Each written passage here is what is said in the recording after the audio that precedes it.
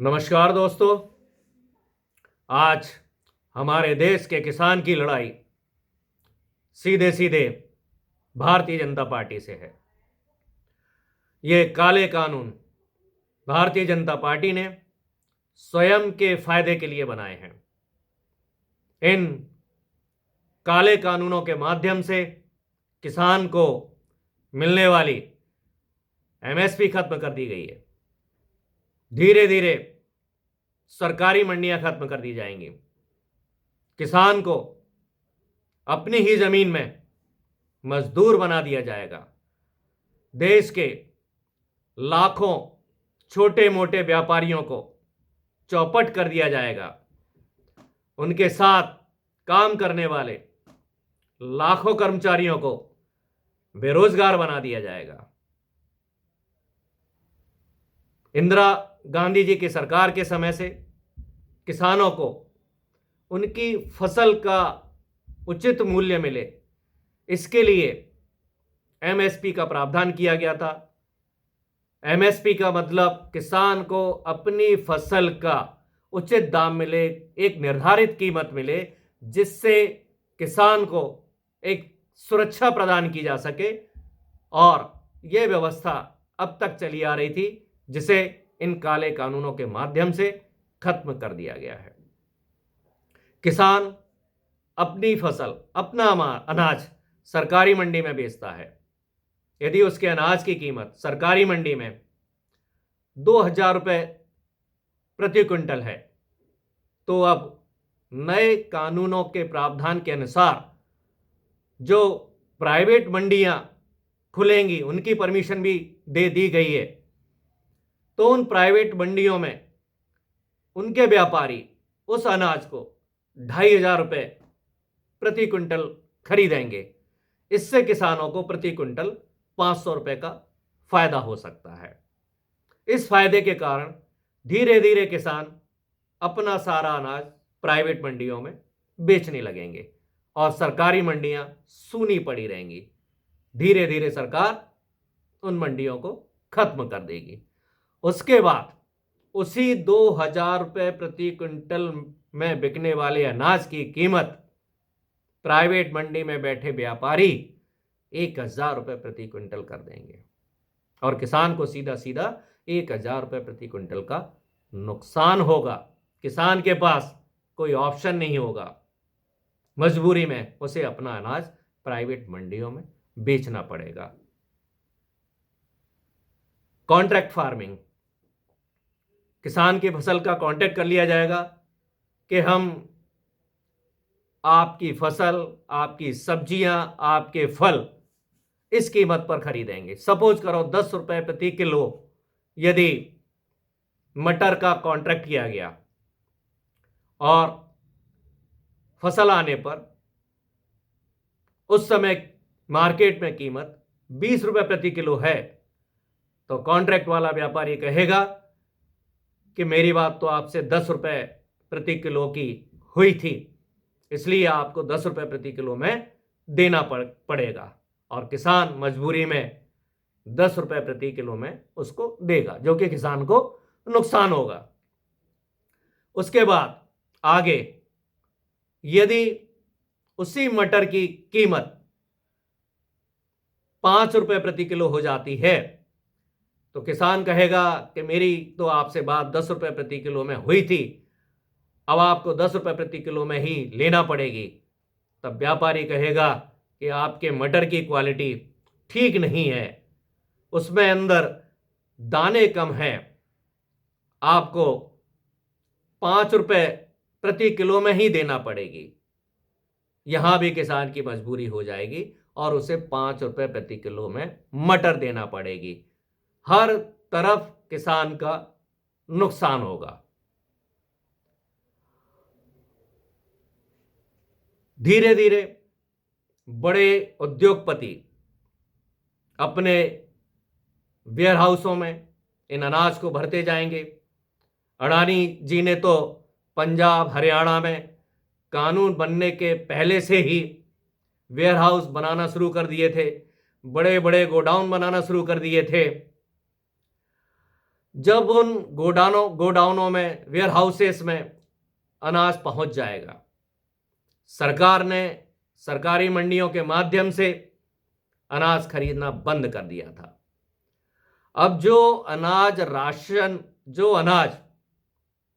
Ration card के माध्यम से गरीबों को दिया जाता है, वह अनाज सरकार अब अंबानी और अडानी से खरीदेगी और सरकार उनको मुंह मांगी कीमत पर पैसा देगी और वो पैसा हम सब टैक्स पेयर का होता है।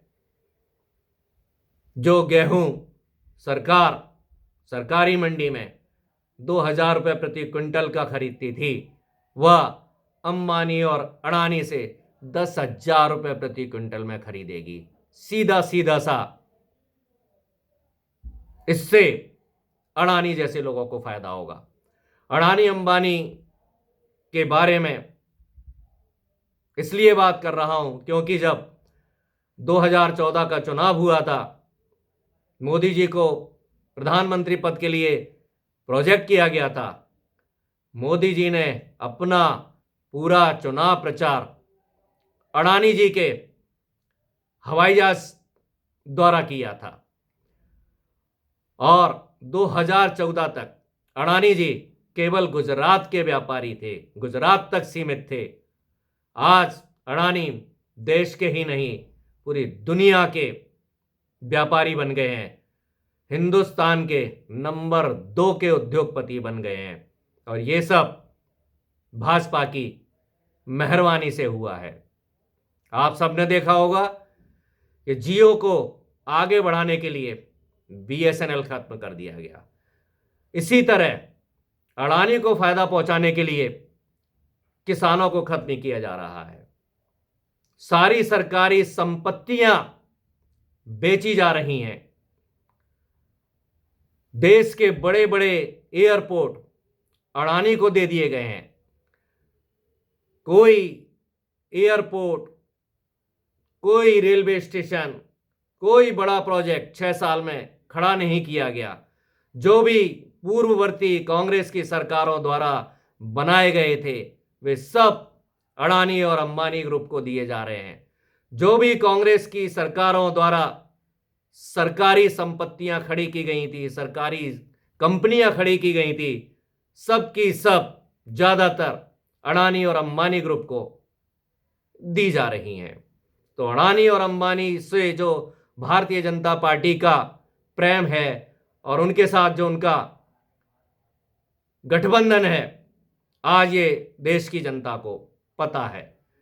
तो मैं बात कर रहा था कि ये लड़ाई किसानों और भारतीय जनता पार्टी की है, क्योंकि अडानी के पास जो पैसा जा रहा है, वही पैसा चंदे के रूप में भारतीय जनता पार्टी के पास पहुंचेगा और पहुंच रहा है। आज पूरे देश में भारतीय जनता पार्टी के शानदार कार्यालय बन रहे हैं। दिल्ली में अरबों रुपए का भारतीय जनता पार्टी द्वारा कार्यालय बनाया गया है। चुनावों में हजारों करोड़ों रुपया खर्च होता है। ये कहां से आता है? ये अडानी और अंबानी से ही आता है।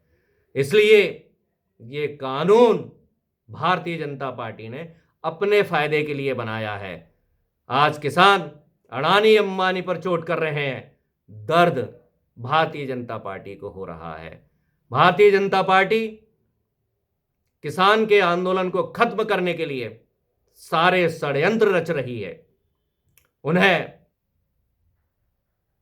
देशद्रोही, पाकिस्तानी, चीनी, पता नहीं क्या क्या बोल रही है।